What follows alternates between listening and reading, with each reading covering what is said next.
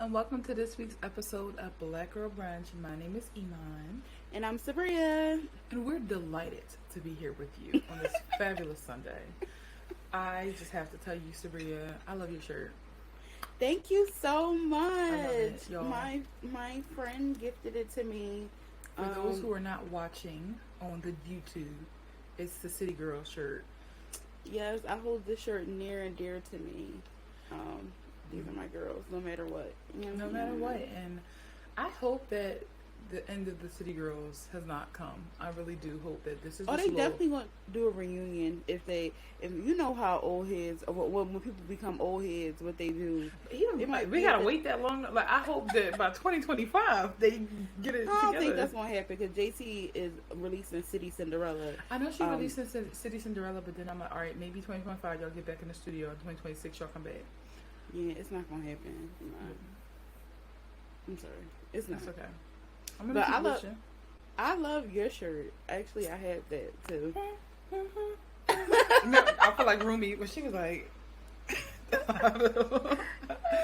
I miss Renaissance. It's been a year. This like 2 days ago. It's been a year since we went. I want her to do. Come on, Cowboy Carter. Giddy up. But no, honestly, I need to get my finances sorted. It's kind of true, but like me, I feel like when Beyonce does something, my sense, I figure it out. Like, I just figure it out. But to your point, if she would wait till September, that'd be great. No, honestly, because I really have to sort some things out. And they will not be sorted until September. I just want everybody to know that. Now I gotta sort some things out. And they will not be sorted until September. Just know that. Like, I miss Renaissance, but we was just talking yesterday about like, if we are the type of people who care if we miss things. And one thing Sabria and I both share in common is that neither one of us care if we miss something. Yeah, I told you, I only had FOMO once, and I was a teenager. Like, I'm not even I was a preteen. Like, I feel like is the appropriate like FOMO age. Like, but yeah, I was a preteen, but I really don't be giving a shit. But if I didn't see Renaissance, I definitely would have had bad FOMO. That's what we were saying. Like, if I missed Renaissance, I don't think I would have been able to move through life the same way. And I'm not being dramatic when I say that. It's just like, I really missed a cultural movement. And I consider myself to be like a pop culture historian. I do. I consider both of us to be that at this point. We're pop culture historians. We remember everything. So I'm like, as a pop culture historian, to miss one of the biggest concerts, of the century, of the decade, the century. It would have been like if I was alive during the time that Michael Jackson had the Thriller, for real, joint, and I missed it. You know, so it's just like I'm so happy that I went. I missed it, but I hold on to the memories. Like, I really do hold on to those memories. That was the best concert of my life, and I'm sad that it's like part of me don't remember some of it, but I remember the essence. I remember the excitement, and I remember the representation across social media, the clips. Like, it was just the whole package I missed. Because even after our concert, I still was tapped in. Like, what's the opening outfit today? Like, what's the opening outfit? It was so fun. It was very, very fun. Where are they gonna load the Renaissance movie on a streaming site? Like, I forgot. It wasn't uploaded on a streaming site. I just feel like Beyonce sorting through some things as well. Like, you know how you said you got some things to sort through? Yeah. She got some things to sort through because I'm like, we don't have visuals. Cowboy Carter was released as nothing else, and then the Renaissance, like, live, you know. So I don't know. We'll figure it out. But maybe there'll be visuals like when like Act 3 come out. Like, I don't know. She's trying to do like all like do like, I don't know. Yeah, and I forget. It was like, you know how during the Renaissance concert, I forget the name of the person who was narrating. Was it Messi Maya? Was that who it was? No. Who was like live? I forgot who it was too, but I know they are a Vogue MC. Yes, a Vogue MC. The Vogue MC, the main one that was like the voice of Renaissance, essentially, literally was saying like, you'll get the visuals. Like, a queen releases when they want, like, all that. Yeah. So I'm like, once I heard that, I said, oh, okay. She's just told us she's going to do it when she feels like it. So what else can I say now? And I feel like when Beyonce says she's gonna do something when she feel like it, she really do mean it. Exactly. And if it's in 2027, then damn it, that's when it'll be. And that's that. And that's that. Okay, so we have a beautiful show today. Let's start with our fave four. And Sabrina, I'll let you tee this one up because this was your idea. So I don't know why I came. Oh, I know why I came up with this. So on what was it? Friday. I was like, all right, like it's Friday. I waited the whole week. I'm like, I want Chinese food, so I got Chinese food. And like, if you know anything about Chinese food, usually a lot of people don't eat it in one day. You be having leftovers because it just be so much. Yeah. But my ass at work ate the whole thing. And I was like, this is gluttony on a biblical level. Like, this is the gluttony that they talking about in the Bible. I didn't know this was inspired. I didn't know this favor was inspired. That was inspired. I was like, this is biblical gluttony. Like, I literally ate that whole thing. Like, I wasn't even hungry when I went home for dinner. Like, I ate all my Chinese food. It was crazy. But anyway, so this fave four is what out of the 7 deadly sins, what 4 do you identify with? Not saying that like this is a good thing. I mean, there's room to work on it. Moment of transparency. Moment of transparency. What 4 do you identify with? So I'm gonna kick it off. Not proud of this, no pun intended, but pride. That is one that I definitely identify with. Like, my pride is everything. Like, and there are so, like, even, like, with, like, dating and stuff, like, you know how, like, some people like, I just don't want to care. I want to have fun. I want to be, I can only have fun to, like, a certain degree because my pride is, like, I just cannot, like, there are certain things that I cannot do because I'm way too prideful. And also, I had to have my pride checked last week because my first time training with my trainer, and I'm like, all right, I need to push through. Like, I'm like, I am very, like, again, prideful, and I'm like, I am the type of person that I can be in pain, but I'm not going to say nothing, which is not always a good thing, but I'm learning to speak up. And so first of all, do not do this. So I had to be at the gym at 5:45 a.m. And so I didn't really feel like eating a lot. And plus, when you're about to train, you're not supposed to eat like heavy. You're supposed to eat like protein, lean, stuff like that, whatever, blah, blah, blah. So I had my protein, and then I had a Celsius. If you know anything about Celsius, you know it's a fat burner. It's a fat burner. A correct fat burner. Yeah, so I was like, I had good energy, but like 45 minutes into my hour workout, I started feeling real woozy. And like a part of me was like, come on, like just take a sip of water. You can push through.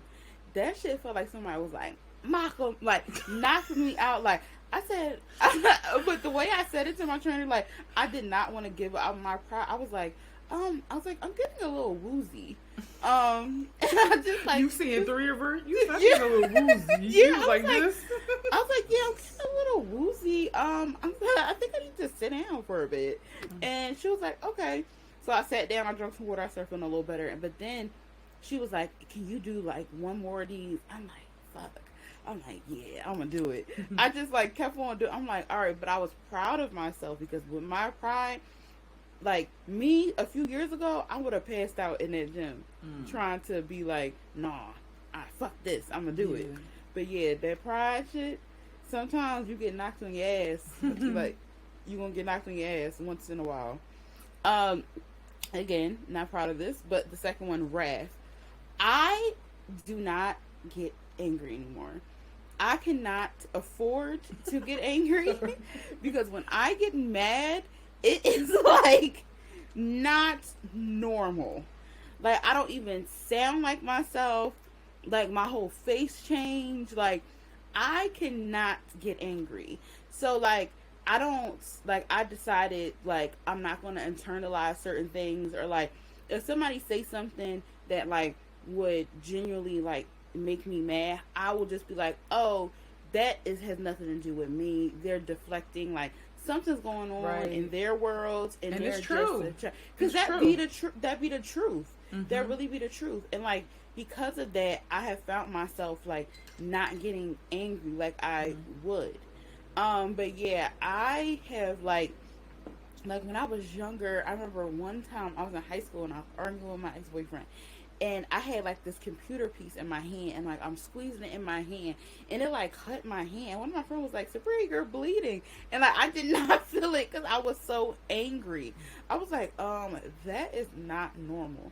So like when I get mad, it's like I don't care who you are, like I'm arguing with you, or I'm going to give you a piece of my mind.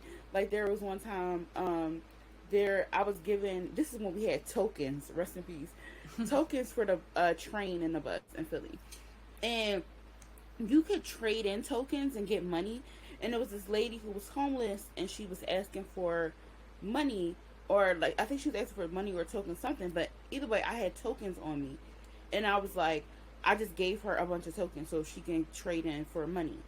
This police officer said, so the lady, I gave her the tokens. She, instead of getting on the train, she turned back around. Once I give you something, whatever you do with it, like once I give you money, you can't hold, you can't monitor that. Yeah, I can't monitor it. So, she didn't get on the train. So I'm like, whatever. He like, the police officer said like, now look. Because he told me not to give her. I'm like, who the fuck are you? So I just started arguing with him, and like my boyfriend at the time was with me and was like, yeah, this is an armed police officer. Like, why are you arguing with him? Like, but I was just so mad. But like, I have learned to just like not internalize. Oh, I didn't even tell you this, Iman. Why the heck? So I'm walking. First of all, sweaty is all get out. Walking home from work, I had like my gym bag, my lunch bag. I'm just like tired. And I had a mask on. This man, so you don't know what I look like. You just know I got bubble butt. So anyway, this man driving the car, he like, he like, doing all the, no. Yes. When was this? This was, I think it was like, it was like last Friday or so. Like, I forgot, or this Friday. I forgot when it was. But yeah, he was like, I was so hot. I was so hot though. Like, I just went like this. I just put my middle finger out and just walked away.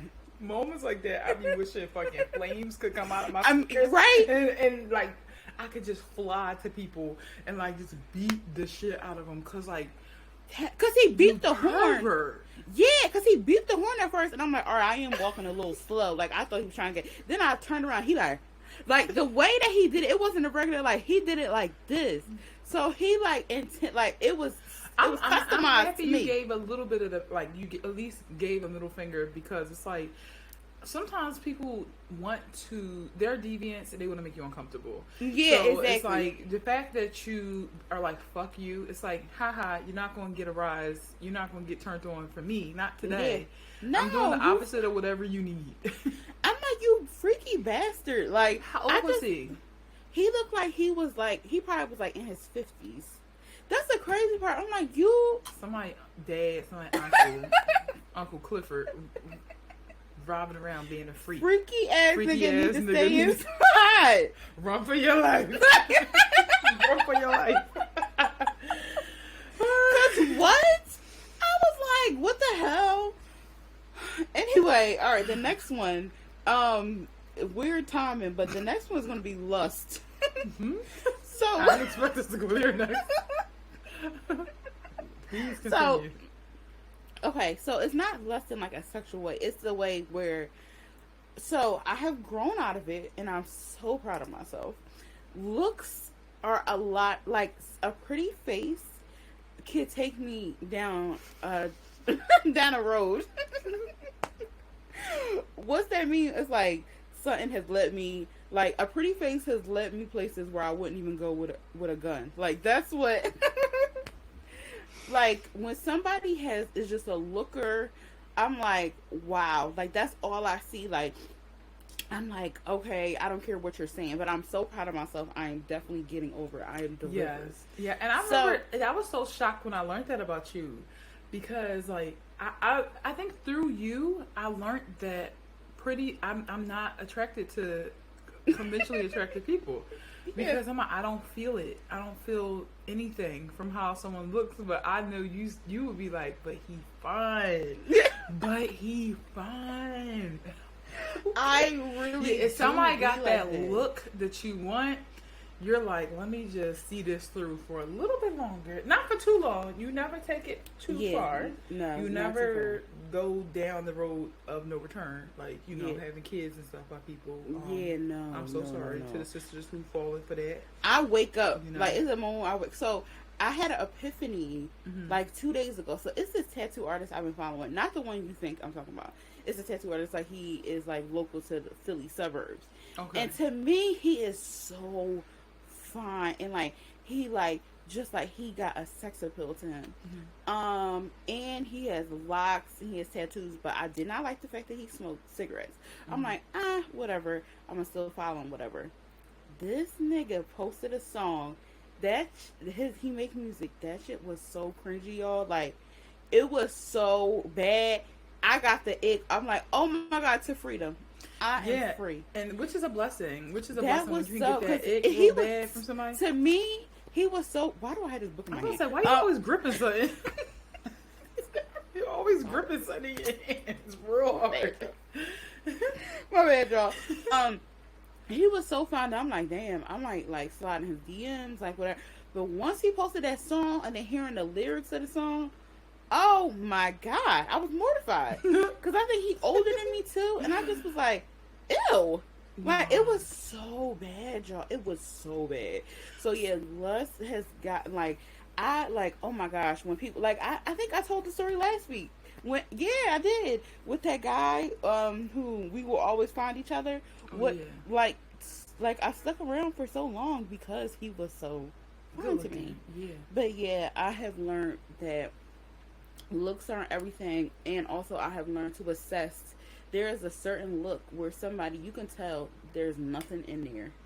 There's nothing in there and they don't give a damn. They don't give a fuck. What I've been, that I coined that philosophy. Yeah, you did. Yeah, you definitely did. I've coined that philosophy. If you stare somebody in the eyes, you can tell everything you need to know about them. And you just gotta be open to receiving it. And not be like, oh man, I really want him to be. If you look in his eyes and you can tell, he do little creepy stuff when he by himself. He do. Or he would leave me for dead. And like the thing is, I've seen it. I've seen the look, but I tried to look past it because of how they look. But I'm like, people have to live outside of the pictures that they have. Exactly. And like, so once you get in touch with that like person, living, breathing, and stuff like that, it's like, ooh. And another thing to remember, just as attractive as they are, you are more attractive. Like, that's one thing I always realize. Like, okay, you're fine and so am I. What's the word on the curve? Like, is it, am I supposed to move mountains because you're fine? I'm fine too. Like, that be my mentality. And I think being a Leo is why I'm like, lust is not on my list, because I'm always like, I look just as good as you. And it could be a model. I'm like, I look good too. Period. So, you're cute and what? But it's okay. It's a judgment-free zone because I had some sins on my list that you're not going to Exactly. And like, also with the lust thing, I be thinking like photo shoots for both of us, and I'm like, you are going to be maximum fine in this. Like, but it's like, you can't really think like that. So yeah.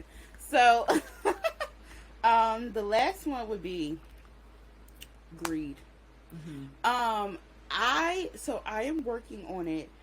I like love buying stuff. And like, when I have to have it.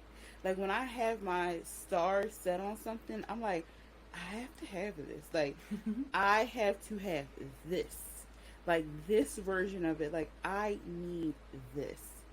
Like, I'm open to giving stuff away. Like, for instance, I bought a new gym bag that I'm like, I needed this gym bag, but I said I'm going to give my other gym bag to the man that Iman lives with. So I'm going to give my old gym bag to him. So I'm like, I'm doing this thing now where I'm like, all right, like, I guess an eye for an eye. Like, I'll like exchange or whatever, or I'll like learn to get, because I just love, like, I have said to first of all, I love a Barnes and Noble. I love Barnes and Noble. But one thing about me, I can't go into Barnes and Noble. I can't go into the comic book store without buying something. So I said to myself, you cannot go to Barnes and Noble. You cannot go to Atomic Comics until you finish at least 4 of the things that you already have. So I got 1 book down. Then I got the book that I was gripping, Interview with the Vampire. I gotta finish this. And then I gotta finish JoJo Bizarre. That's the manga that I get from the comic book store. So I'm like, I have to stop. Because, like, also, I'm somebody that, I'm an easy sell, too. Like, when I know I want something, like, when I went to my gym, and you know the gym, they had the salespeople, I'm talking to the lady. I'm like, you don't even need to explain all this stuff. I'm already. I would have been in here. I would have been. I'm already here. Yeah. Like, I'm gonna buy in. I am. Exactly. And so I just love, like, having, like, a plethora of things, but also, like, my room isn't that big, and, like, my room right now is overflowing with stuff because, like, I just don't have the space. Right. And I'm like, and then once I get a bigger space, I'm like, have to get into my mind that just because you have a bigger space doesn't mean you have to get more stuff. Right. So, like, I'm trying to be, like, more intentional with the things that I buy. Like, for instance, I bought a replica perfume, fragrance, because it's unisex. And so I bought the big size, but I had bought the travel size, like, a few weeks ago. And I've been filling up. I kept the travel size bottle, and I fill up the travel size bottle that I bought with the full size instead of, like, buying the travel size again. So, like, I'm trying to, like, be mindful of, like, you know, buying stuff, and also, like, with me shying away from fast fashion and, like, trying to invest in, like, real pieces. A lot of the stuff I want is not that affordable, so I can't buy it as often. You have to and I have to really think about it when I buy stuff, even though I have been taking some L's with the shoes on the road, because I'm like, I don't know how them sizes go, but anyway, I can always return, I can always resell, whatever. But I'm like, I really have to think about my purchases now, that, like, I'm investing in pieces and I'm investing in things. But yeah, that's a hard one because, like, I'm just looking at my shoe rack. Like, I have every pair of Crocs that I had ever wanted, like, I have gotten them. I have, like, 3 rows of Crocs. I'm looking now, and I'm like, I wear them. The thing is, I do wear my stuff. Like, when I get stuff, I do wear it, I do use it, but I'm like, I am a shopper down. Like, I get real greedy when I want, and I need to, and I like expensive stuff, so I'm like, I need to chill. And I did it yesterday when I was like, I'm like, either the leggings or the gym bag, and not both. Yeah. So I got the gym bag. It's great control, because you also work hard, and so it's like, damn, I work so hard, like, I do need to reward myself, you know? Yeah. But it's about that balance, and that's important. And I love when I find out something is, like, functional and it makes my life easier. I'm like, I'm buying it. It's worth it. It's like, what they be saying on Shark Tank? That's me. Like, on Shark, what they be saying? I forget. Oh, but, like, when they be like, that's me. Like, all you gotta say is, like, something is functional, it's easy, it's sleek, it's like, I'm like, I'm in. Like, that's me. Say no more. I'm in. That is so funny. I'm gonna pick up where you are. So I'll just say this: we have 3 out of the 4 the exact same, which I'm not shocked. I thought we were gonna have the exact same completely. Yeah, me too. But I'll just pick up with greed because that's same. I have the same issue. When I want something, I am watching it on TikTok. I'm watching TikTok.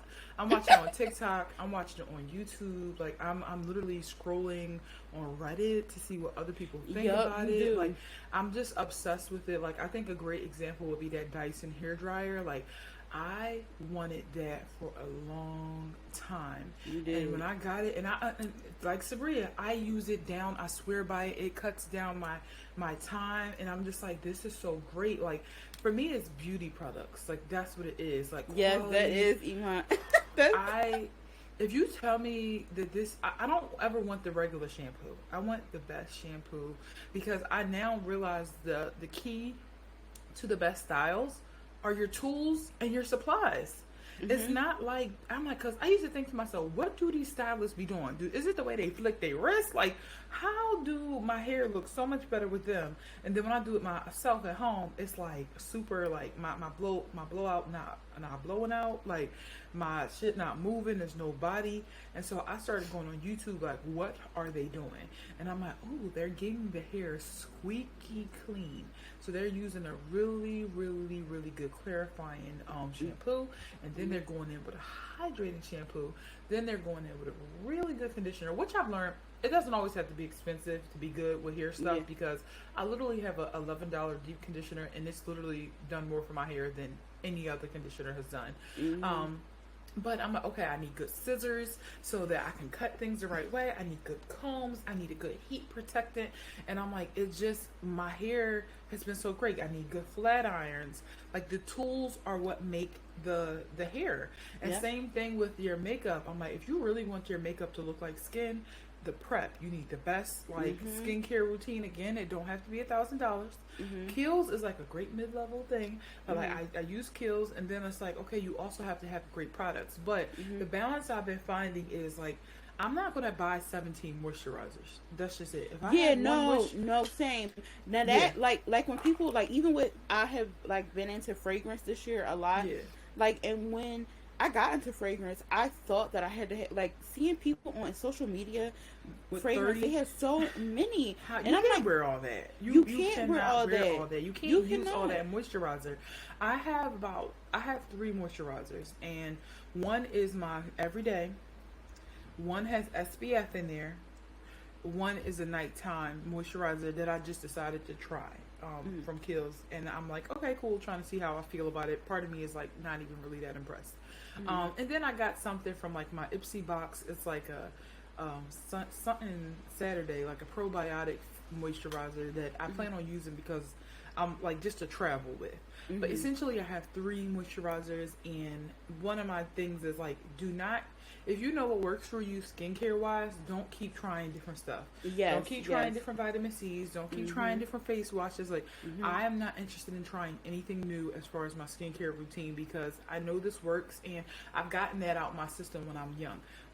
If I'm gonna try anything new, it's gonna be a different eye cream, and it's going to be a mask. And even those, I try to like approach with caution, just because my skin is very sensitive, and I got it to a place where like I'm happy with it. But I will experiment with some makeup. Like, oh my gosh, I'm like, okay, Danessa Myricks just released a new concealer. I need that, but I'm gonna use this NARS first, and then I'm gonna go there. That's what I've been doing. Yeah, because I'm just like, it's who needs 8 different concealers? They're gonna get old, crusty. It's just not gonna use them. And then it's a waste. It's a waste. And then like Fenty just released these gloss sticks. Those, I want them, but my problem is a lot of times with lip colors, they don't show up on one skin tone in a way that they'll show up on another skin tone. So I really got to go into the store and play with, because she also released lip liners. I need to play with the lip liners. I need to play with the sticks to see what color they show up on me, because I bought like something that was supposed to be like a plum lip liner, and it was like mauve on me. And I'm like, okay, cool, because that's just how it looks on my brown skin. So I don't really want to buy things that I can't really use in the way that I intended to use them, but I'm going to get them. Like, that's the thing where I'm just like, without question, I want the pattern hair thing. Like, greed when it comes to groceries and beauty supplies. I have to have it. Like, I'm pretty good with clothes. Like, I do like to buy clothes a lot. I do like to buy accessories a lot, but I can pause like at any time. Like, I haven't bought clothes since May, and I'm like, I have so many clothes from last year I haven't even worn that I haven't felt it like at all. So yeah. The next on my list, I'm gonna go with the one that we didn't choose together, sloth. This is gonna shock people, but I wish that I was a little bit more efficient with my house chores. Like, I really wait to the last minute to do things, and I sometimes look at people's houses like online, and I'm like, how on earth do they keep their desk so clean? How No, do for they just real. keep the bathroom with no makeup on there? Like, I'm just kind of very naturally like somebody who likes things to be put together. But when I'm getting ready, I don't know what happens. Things just become untogether. No, for And real. like, I just know some people, they can clean up real quick.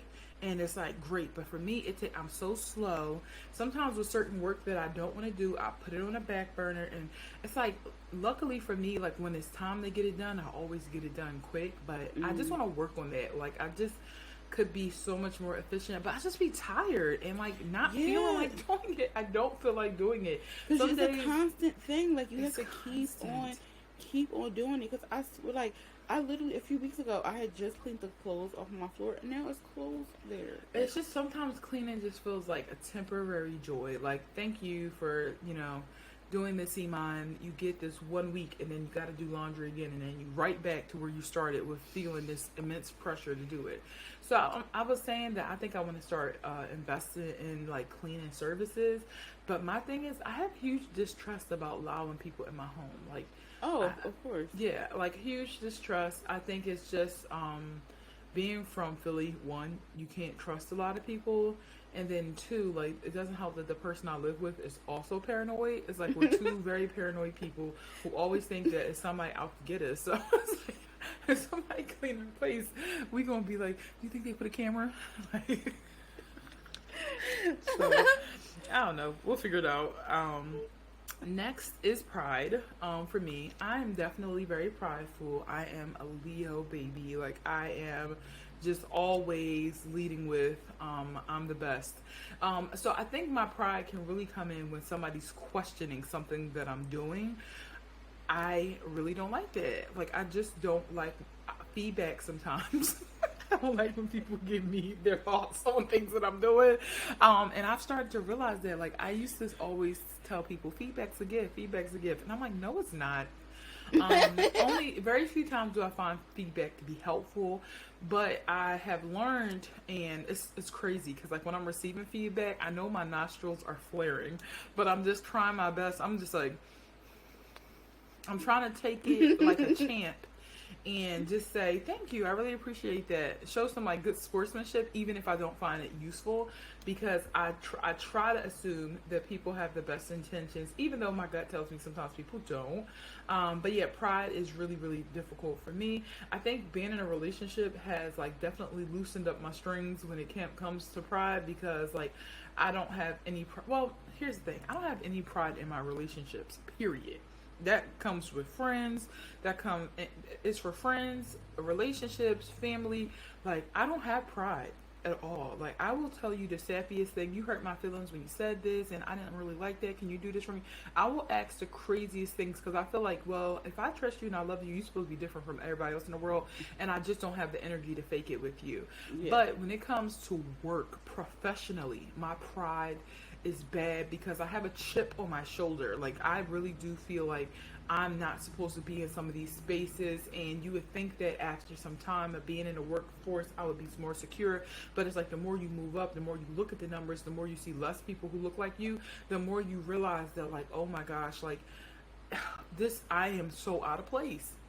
Culturally, I am very very out of place, and you're faking it, but it's also kind of like flying blind a little bit. Like you have no direction, you don't know who to trust, you don't know who sees you as a charity case, and it kind of inflames your pride if you are a person who don't want to be seen as like incompetent. So I think at work professionally, like my pride is always on like 10,000, and sometimes I have to check it when I need help, because I'm like, look, I don't know what the fuck I'm doing, like I need some help here. And I find that when I do come at people like I don't know what's going on, 8 times out of 10, I ain't even gonna say 9 times out of 10, 8 times out of 10 they are very very helpful. And then my last one is wrath. Very similar to Sabria. I'm the same way. I don't like to get angry because it's so disconcerting. Like it just is like hard to get back on the same playing field. I always tell people I don't have a quick temper. I do not have a quick temper, but I got a bad temper. Yeah. I have a bad temper. I will say anything. I will go anywhere, and I'm always like, if it's a contest, I'm gonna win. Like, that's just my mentality. If it's a who gonna be who contest, like, I'm going to win. I'm gonna give you a run for your money if I don't. And like, that's just also like not me at my core. That's a side of me, but that's the side of all humans. Yeah. I think all humans got the beast inside of them. Like, I really don't. All humans got the beast inside them, and that's why I don't pick with people. That's why I don't play in people's face. Exactly. Because I do think any human, if pushed, is capable of doing some crazy things. Mm-hmm. So I don't like that part of myself. I also feel like some of us have to, explore wrath a little bit more than others because of situations that we're put in. Yeah. I think living in a city, you have a tight relationship with your wrath from the age of like 5 years old, because if you're not being harassed on the street by people in cars, it's like little girls picking with you for something you can't control, like your body, your height, your home, or it's little boys, picking with you, or, it's like people are constantly trying you, so you have to know how to bring that wrath out. But the beautiful thing is when you grow up, and hopefully when you leave those environments, you start to learn, like, I never even wanted to be this person. Like, I never wanted to be angry. Just because I got that thing in me don't mean I have to be like Sabria said, getting angry all the time, because it like depletes you. Like, energetically, it literally just depletes you. And it's just, and you can do some really dangerous, stupid things when you're in that mindset, and adults really should not operate like that. But I will say, before I wrap this up, I am very thankful for my wrath, because I'm very thankful for my wrath because I know that I will never get taken advantage of. And I also know that, like, when I have, like, children in the future, like, I will protect them. Like, I will never be uncomfortable with a confrontation, which is sad, but it's true. It's really because that's how like, if somebody, like, I'm like, there's certain things I'm like, all right, I'm going to ignore this. But I'm like, I know when I'm like, all right, this is the straw that breaks the camel's back. I need to, and that's when it comes to me.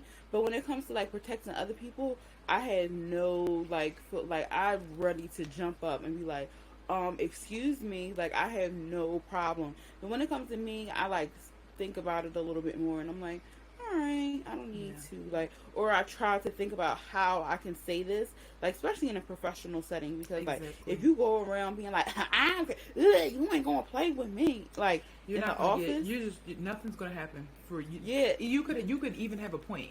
I mean, something's gonna happen. You're gonna be unemployed, probably. Yeah, that's what I mean. But I guess, like, your original intent, even when you're right, everything gets thrown out the window when the wrath jumps out. And I've had to learn that, and I'm like, damn. It's so important to have control, because even when you're angry, your point can get lost, especially when you're a black woman, because people love to be like, oh, calm down, Miss Diva. People love to do that to us. People love to make it like we're out of control. So we unfortunately have to be superhuman sometimes and really strategic, and just stay calm despite the disrespect to get our way, so that we get the power, and then we can shut down whatever was, I learned that from Beyonce, just in how she moves, and I'm like, oh, this is hard. This is very hard, but strategic. Yeah. So yeah, those are my four of the 7 deadly sins that I identify with. We're moving into Toast for a Sis. This week we want to toast to Allison Felix. She introduces a nursery for athlete moms at the Paris 2024 Olympics. Allison holds a record 20 world championship medals and 11 Olympic medals, including 7 golds. She's accurately aware of what it takes to be an elite athlete and an elite athlete mom. So she's teaming up with Pampers to create the first ever Pampers nursery in the athletes' village at the Paris Olympics. And she said, I just knew how difficult it was to compare at the top level after I had my daughter, and some practical things were really hard. And so when I joined the Athletes Commission of the IOC, I really wanted to be the voice of the athlete moms and just take away one less thing for them to worry about in the pressure of competition.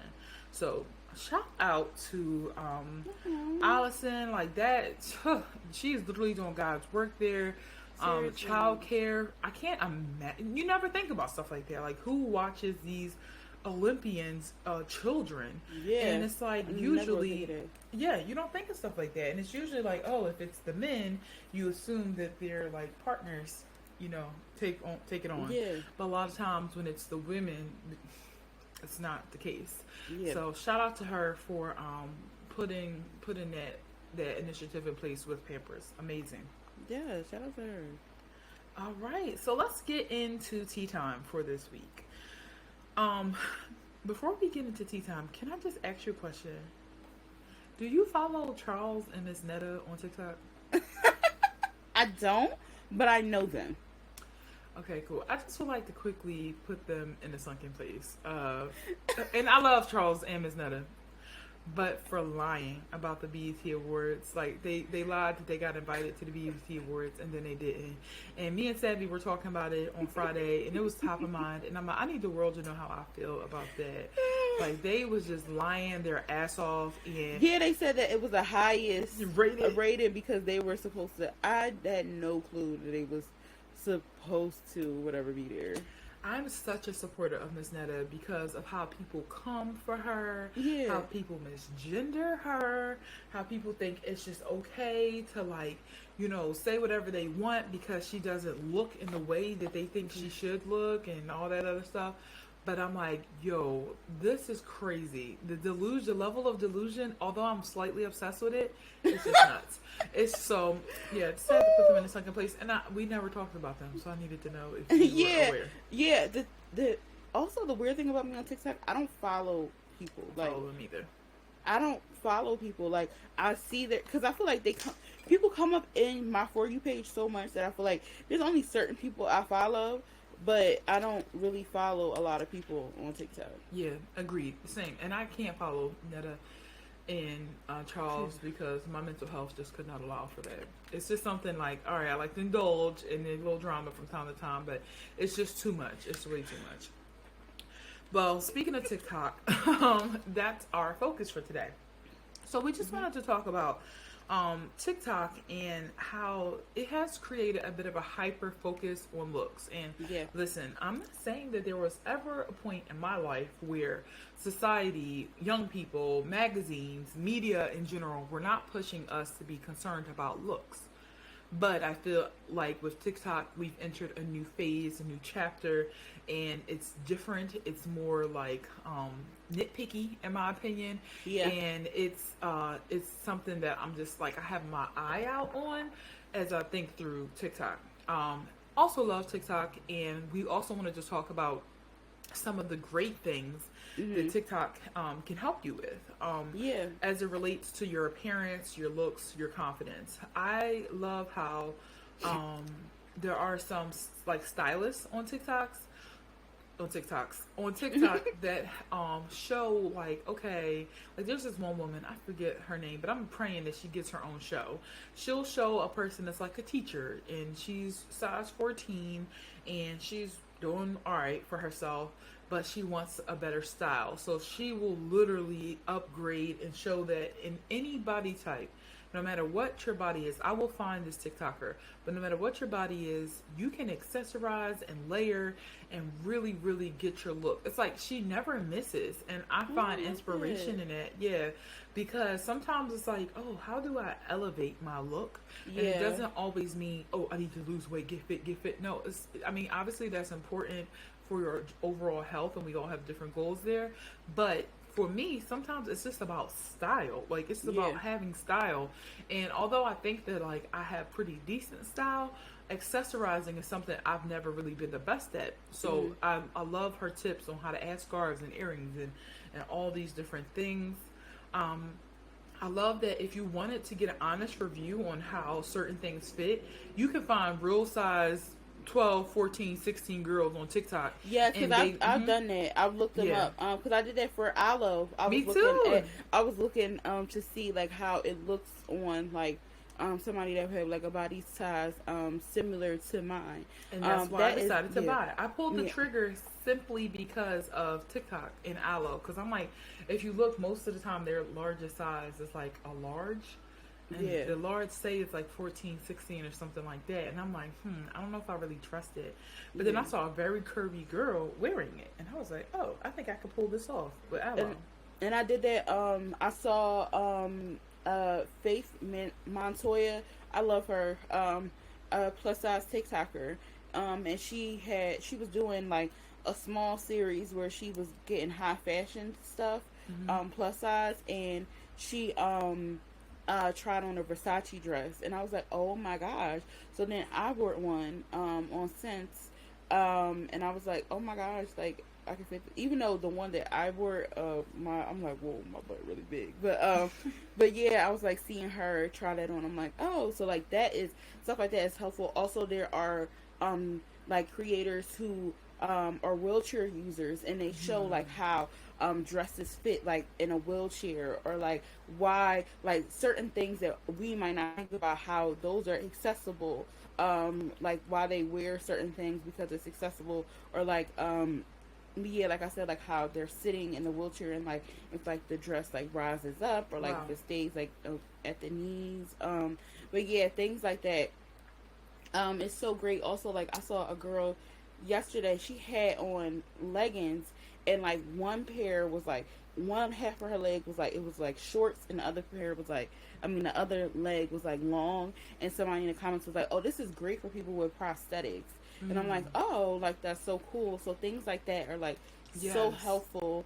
That inclusivity is like really great and very helpful. And it does overshadow for me. And I know for Imana too, the like negative things. But when it gets negative, it gets negative. And when I tell you, so being also like I have been on social media for a long time, since I was like 10, 11, unfortunately.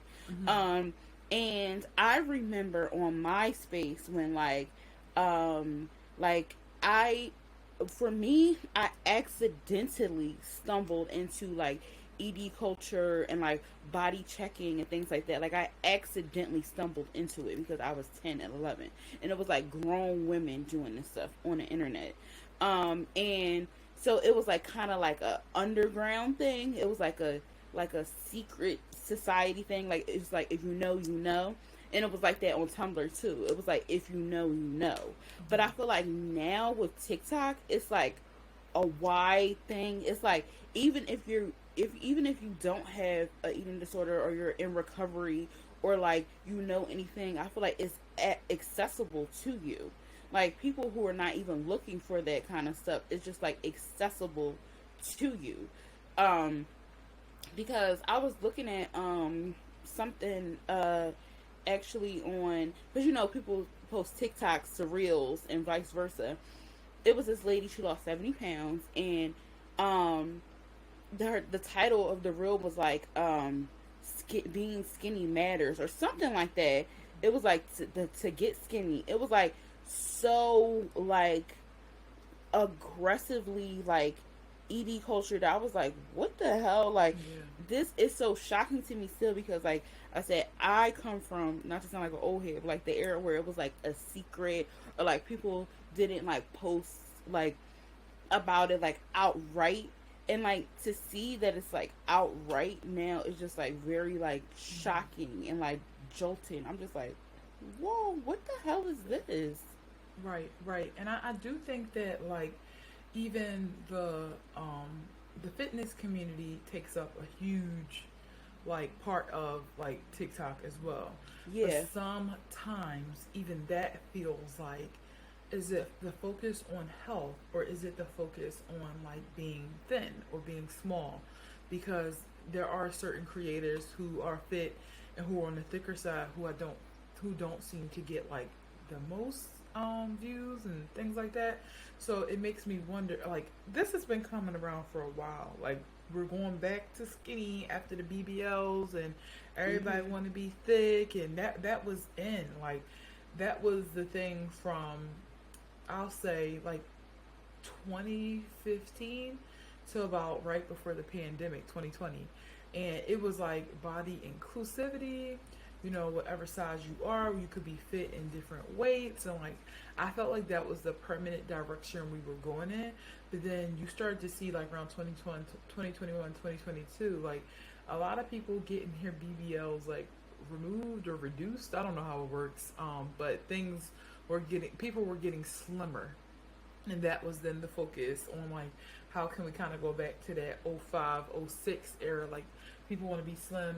People started using kind of like Bella Hadid as like the focus. And Bella is fly, like, make no mistake, like she's very fly.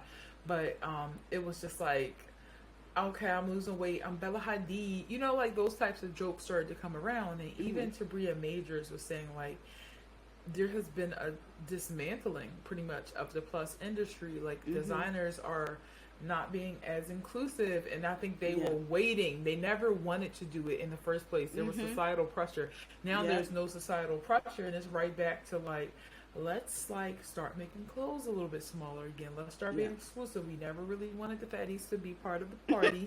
We never really thought they were that pretty or beautiful, but we knew because of the bottom line, dollars, like, we had to be inclusive. And that's just like my opinion of it. So I think that through TikTok, like TikTok is not fully to blame, but I think that there's a lot of folks perpetuating like that mentality. Like if you look at some of the top creators, like that's what is going to be given.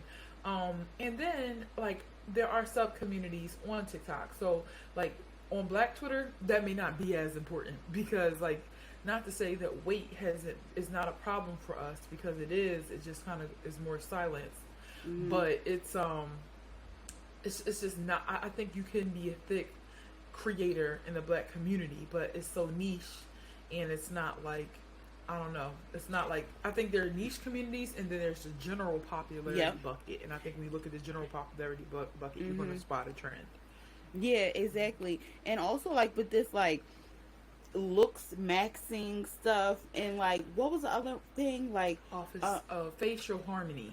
Facial harmony. It's like that hyper focus on things like that. I'm like, first of all, none of that shit is really getting y'all a job. What y'all need. That's what y'all need. It was like bad features, great facial harmony. Great features, terrible facial harmony. Meaning, like, say you have great features like bushy eyebrows, almond shaped eyes, quote unquote. These are the features that are associated with like beauty, like, small nose, full lips, prominent jawline. But then when you zoom out, it doesn't really pull all together. Or say you have quote unquote bad facial features like thin lips, a hump in the nose. These are examples that I'm pulling. Barely their eyebrows, and like a rounder, no non-chiseled jawline. But then you zoom out and it's like, oh, this works.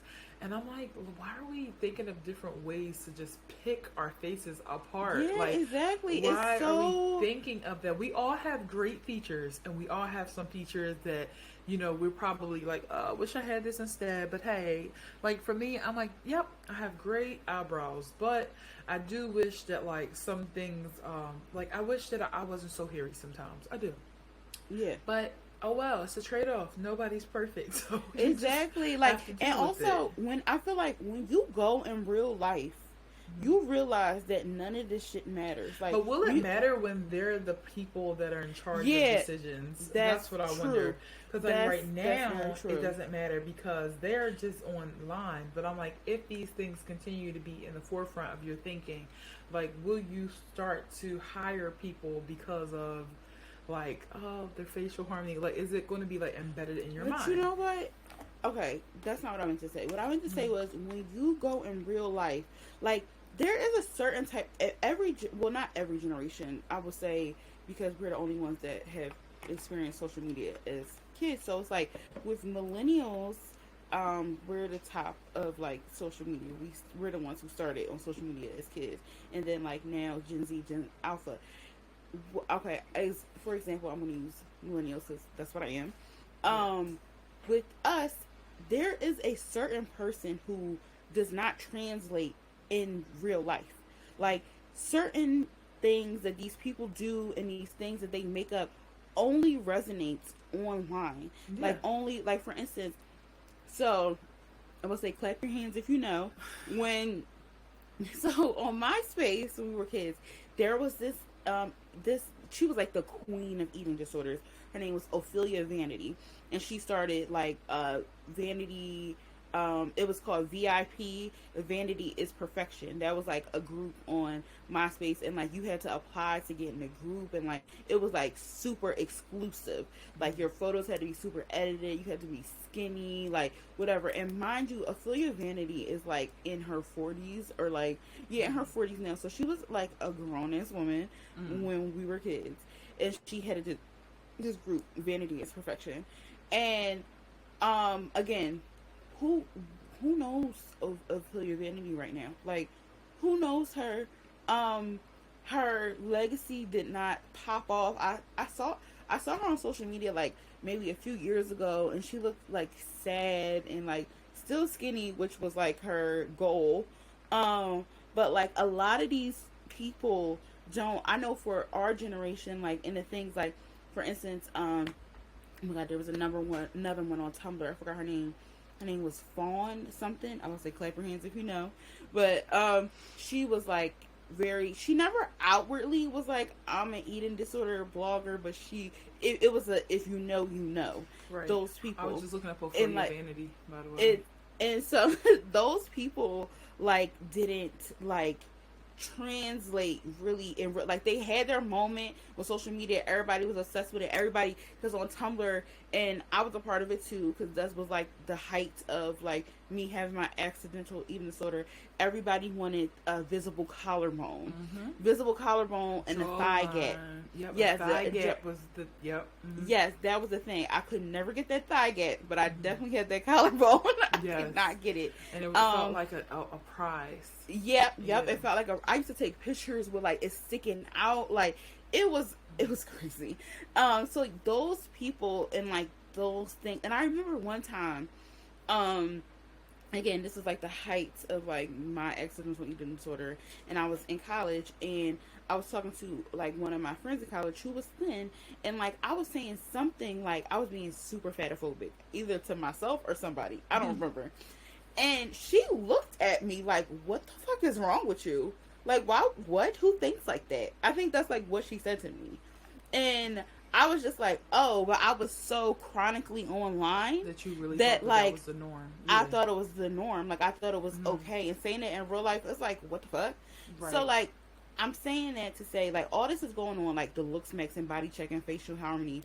You go to fucking Atlantic City, 4th of July weekend, you look at that beach, you see them bodies, people, C-section scars, cellulite, bullet wounds, surgery, other surgery scars, acne scars, hyperpigmentation. You gonna see that all at that beach in Atlantic City. And the person that got the most cellulite, the most hyperpigmentation, the least facial harmony, they're gonna be twerking. They gonna be twerking. They gonna be getting kisses from their partner. They're gonna have their family around them. They're gonna be having a time. And I'm like, a lot of times when like you're just focused on like, you know, you scroll on TikTok, you see this, you see this, you see this, you see this. It feel like that's the whole world. Yeah, and that's reality. But then when you go, cause like I had went to DC 2 weeks ago now, and like we was at a pool. I'm looking at, there was like one skinny girl at the pool, one skinny girl that had like the ideal body. Everybody else, like it was people like square bottoms, no ass, all this chest, nothing but gut. Like little eyes, big faces. It just was like, you know, it was just like, and having a good time. Yeah. And you know what's crazy? Like I sat back and looked at all that, and I'm like thinking about the stuff that I seen on TikTok, and I'm like, yo, some of this shit don't translate in a like, because everybody is not like, I know, like you have to think about it. Sometimes some people casually post on TikTok, scroll, or sometimes people just look at things that their friends send them. Not everybody is using it in the same way. Exactly, not everybody's tapped in. So I'm like, and a lot of people don't internalize some of these things, because some people have families that they're like, oh, she look good no matter what, like whatever. Some people, so I'm like, I understand what you're saying, because like with us, it was like not it, with us, and like even with Gen Z, it's like some people not always on the internet, but like with Gen Alpha, like they're always, and that was going to be my point. It was like, yeah, when we were on MySpace, like those sub communities could happen because the internet we weren't like as a culture as immersed in online as what we are now. But like we see the 12-year-olds in Sephora now, right? Yeah. What inspired that? It was TikTok, right? Yeah. So it's like, all right, we see not every 12-year-old is at Sephora, but most of them are aware of Sephora because of TikTok, and they can, if it's powerful enough to make a bottom line for dollars, like if it's powerful enough to like make one product, whether it's good or not, be like the top selling product, how could it not be powerful enough to like change how people move and operate, especially when we know that from the numbers perspective, like think of how many people were on MySpace and then times that by about 10. That's how many people are now online and moving in that way. And I'm not trying to say we're doomed, but I'm just wondering about the impact that like the hyperfixation on features and looking, like even sometimes like there'll be a video of somebody attractive doing the stupidest thing, millions of likes, and it's like it's just obsession with like, oh, this person's pretty, and like you really have to look a certain way in order to. And people think of somebody as a good person because they are pretty, and I'm like, pretty and good person that they don't always go hand in hand. Don't equate, cause that don't. And it don't mean like you're a bad person when you're pretty either, but like a lot of times it's like no regard for like the actions, or like it's common where somebody will do something problematic and people will say they can never make me hate you, because it's like I just like your aesthetic so much. Yeah, because like I have gotten into like again, I don't hate Kylie Jenner. I don't hate her at all. But like when she was crying about like being scrutinized, whatever, I honestly did not care. Yeah. I felt nothing. Like I did not care, because like I'm thinking about like bigger things that's going on in the world, and like I was having a conversation about that, and like all you can say is, oh, she's pretty, and I think that people shouldn't have did that because she's pretty. I'm like, there's no like substance to this conversation. All you can say is this person looks this way. Like if that is your rebuttal, like, oh, they look good and they got money, okay, like what are they doing to help people in Palestine? What are they doing to help people in Sudan, in the Congo? Like what are they doing? Like all you can say it's not an expectation from it's people. Not exactly. And don't get me wrong, there's a whole wave of young people and folks on TikTok who are like hyper aware of this. Yeah, but I do think they're in the minority. I do. I think they're in the minority, and I wish more people thought like them. Yeah. And I have. We were talking earlier. Like I have concerns about like this from the confidence end, not just for like young femmes, but also even like boys, because it's just like this this is this attitude that if you don't have certain qualities, you're useless. Like if you're not tall, if you're not muscular, if you're not handsome, you're useless. Yeah. And if you are not thin, if you don't have almond-shaped eyes, if you don't have a good wig, you're useless. And that's what I'm concerned about. Like, how does that lead to a more confident, empowered, like, generation? And I've been hearing people say for the longest, like, we need to put some, like, protections around young people in the internet, because their mind is so fucking vulnerable, and we don't know how this could like impact the way that they move through the world. And there are a lot of parents who are not like activated in their children's like what their children are like consuming. I don't know that I don't get. That I really don't get. I do not understand how as a parent you can just not be active and like what your child is consuming when, especially as a millennial parent. I was about to say millennial and our Gen X parents, like they should be aware because they kind of grew up with the internet and they know the harms that are there. Like I have one cousin, she did not allow her kids to get on social media. She did not have, I'm talking about my cousin Christina. She didn't let her kids get on Instagram. She just recently let them get on TikTok, and she watches it like a hawk. What are you posting? I'm following you. I'm following them like we watching it. We were watching them, and she's only like doing dancing. But I really think that there should be some parameters around social media, especially for young people. That's just what I'm saying. Like, I think TikTok is literally great. I really love it. Like, I even like the certain terms and how they can empower you sometimes. Like, learning about what an almond mom is, that was crazy for me. Like, the fact that some people grew up with an almond mom, like somebody who was essentially enforcing an ED on them. Yes. And also hearing that made me check myself. Yeah. Too, because I'm like, I don't want to be that type of mom. Ever. And it also is a reminder that your children are watching you all the time. Because even when they're not like trying to make their child like limit what their child is eating, children notice when you're not eating.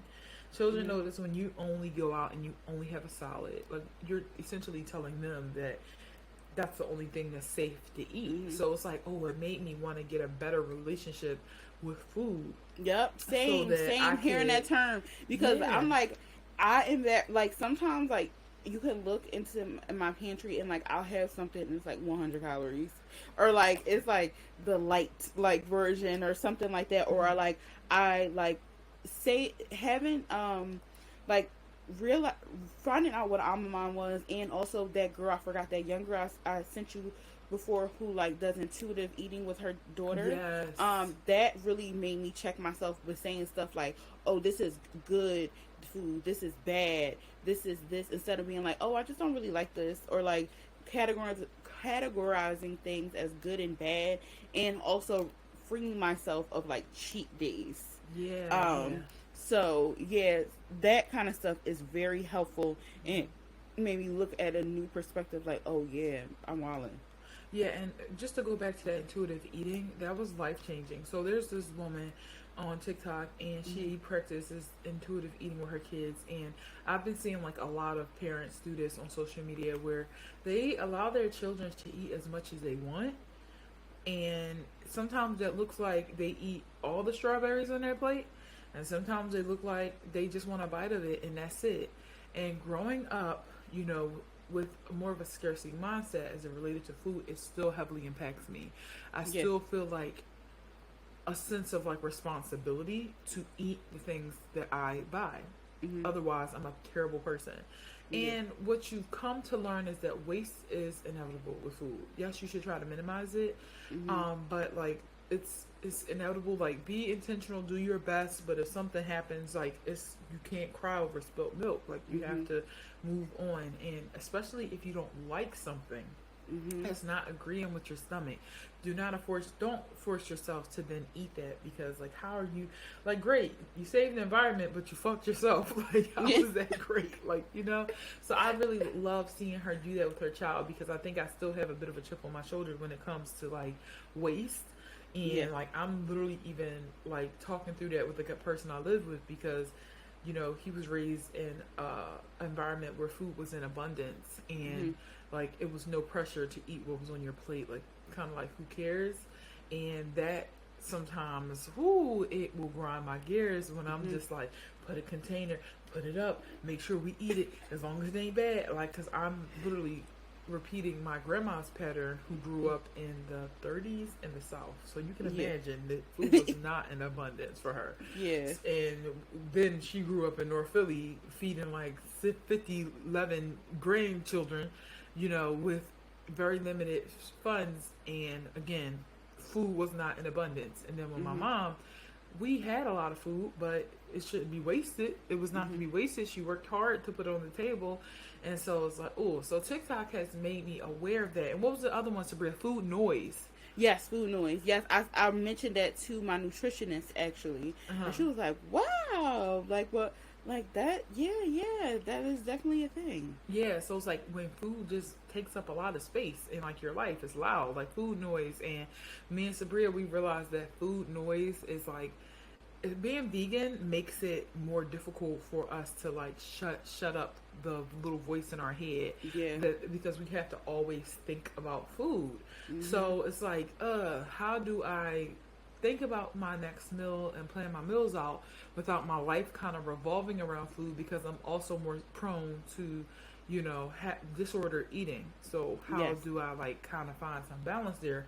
I do not have the answer yet, but like I at least now have identified that there's like a need for that to happen, because child, I think about food constantly.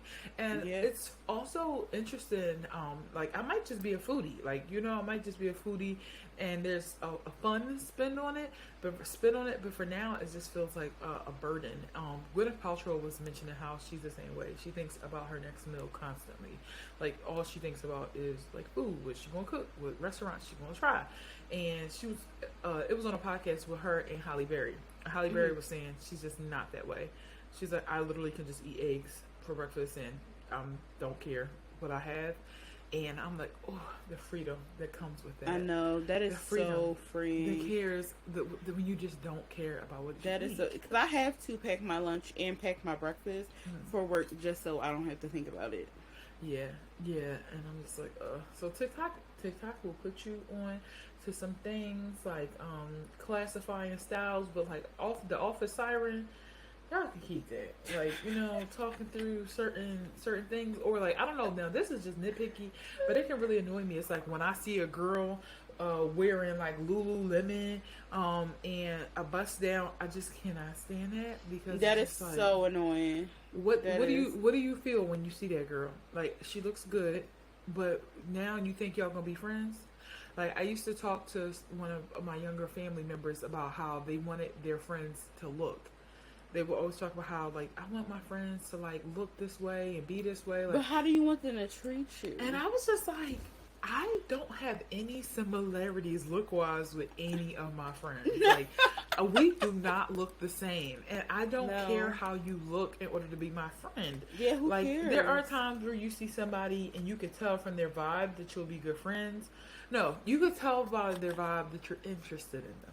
Yes. You cannot tell from their vibe that you will click and connect with them. Yes. Like, there have been plenty of people that on paper, it looked like we should be the best of friends, but then we actually, try to talk. You're not. Like, I just don't give a shit about how people look in order to be my friend. No, same. I really don't. And it definitely shows, because, like, again, like, we don't have... And like, I literally wear all black, and like, I never know what color you're gonna wear. So it's like, if we don't look alike, also like, y'all need to stop doing that, because I'll tell you something now. I'll tell you something. This is me acting like an older lady.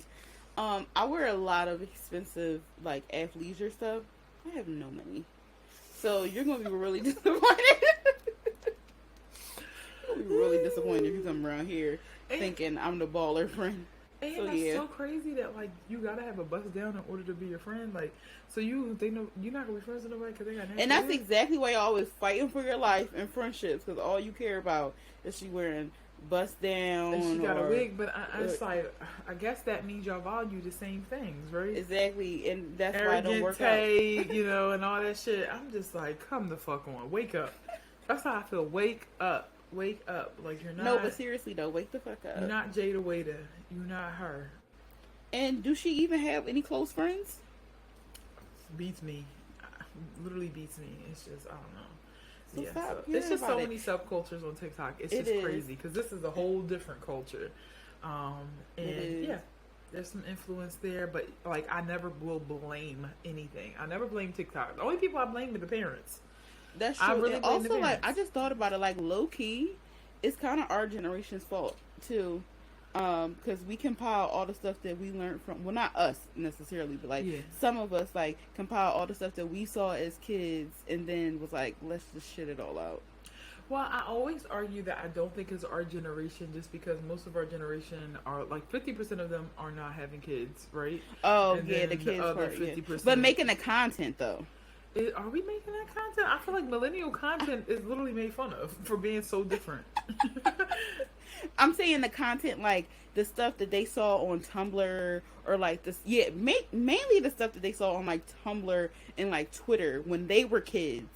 Like they saw that as kids, and then they like remixed that. We had to be kids ourselves when we was making it, because I'm like, when we was on Tumblr, we was all at 18. But probably like I would say older millennials. Yeah, I don't think this is our fault. I really don't. I really don't. I'm sorry. I don't think millennials get chewed up and spit back out online. I think it's Gen X fault for not supervising their kids, and it's maybe the older millennials' fault for not watching their kids. But I'm like, whatever I put online when I was 17 or 18 before my frontal lobe was developed, I cannot be held accountable for that. Like, oh my god, I really was on there. I was like this with my collarbone. I was taking pictures like that. I literally have a picture like that. I had like pulled my shirt. Let's just say I had a fitness blog called French Tips and Rockin' Hips. You did, and I thought that And all I did was show how flat my stomach was. I'm like, obliques coming in. And look, I'm still all for like working hard, but I definitely was I was experiencing an eating disorder, and I didn't even know it. And really Tumblr definitely influenced it. It was like, nothing tastes better than fit feels. Like, those were things that I like took so in. Now they have a name for the eating disorder that we had. What? It's called orthorexia. So it's like, I think that's how I'm pronouncing it right. So it's like you eat, you work out, you do everything that's supposed to be good, but you are anorexic. They call the term for it. Yeah, and I think that's why it's easier to hide, because nobody's asking how many calories did you cut. Exactly. Nobody's asking, and nobody's noticing like my whole life is now revolved around working out. Is that sustainable when I'm not a trainer? Yeah, like going to the I gym. work in an office, and so it's like, how am I supposed to be just running all day? I was working at Forever 21, so I'm already on my feet for 8 hours. Then I go to the gym 2 days, but when you and on 900 calories. You fucked around and you found out. Like, I don't have time. I'm not just on campus with a 20-hour-a-week job, because that's what our life was. It's like, yes, we're studying. We had 20 hours and then job. walking to class, going to the gym 2 times the other day, then going to work. All this on 900 calories. Sorry. It's no wonder we still got our teeth, but you know what? I'm happy we came back too. And I'm just going, it's a journey. Like, it's really difficult to figure out this fitness thing, and that's why I'm just taking my time right now. That's why I told my nutritionist, I said, I want to be sustainable and I want to be healthy. He said, oh, all right. And it's personal, so it's like, it doesn't matter if anyone else gets it, or I think I got a little high off the attention before. Like, everyone be like, you're so skinny, and I was just like, say it again. I've never been skinny in my life. Please tell me, keep telling me. But now I'm just like, all right, I experienced being skinny. It was nice. But also, like, I did not get more money. Maybe I was doing it wrong. Slightly more male attention, but it's funny because, like, I've got the person that I want to be with at my heaviest. Sorry. And he's happy. So I'm happy, he's happy. It don't really matter. It really don't. Body's gonna go big and body's gonna go small, and like you gonna go up and down. And I just realized that. And everybody I look at, like every celebrity, every person I look at, it's like they have their phase. Like I was even looking at somebody from my job who sometimes I'm like, oh, she eats so well, she's always so disciplined. And then I saw pictures of her from a few years ago, and she was just like a little heavier, like still look great, but she's a little heavier. And I'm like, see, you don't always know what people have had to go through and the little phases they had. Like she probably was so uncomfortable during that phase, but she looked confident, she rocked it out, and in her own time she's I mean, from my perspective, healthy. It's like you have ebbs and flows, and you got to ride the wave and not take it too seriously, and always just do your best. Like that's just where I'm at with it. But yeah, this is not TikTok slander. It was a discussion. Me and Saria love TikTok. We do. That's just good. We're TikTokers. Yeah, yes, we're TikTokers. And we're on TikTok now, so make sure y'all are watching the videos on YouTube and the clips on TikTok and the clips on Instagram. So On Instagram and TikTok, we are Black Girl Brunch. On Twitter, BLK Girl Brunch. We also load our clips there. And please make sure you're emailing us at blackgirlbrunch@gmail.com. You can find me on Instagram at Imam Mate, TikTok Imam Mate, and Twitter it's Mate and Sabria. You can find me at It's Frankenfem on Instagram and TikTok, and Frankenfem _ on Twitter, X, whatever you want to call it. Twitter. I like to call it Twitter, even though it's called X now, because X, if you're not going to change it from tweets to something else, then I'm not taking it seriously. Period. So that's it, y'all. That's the show. Have a good one. Bye. Peace.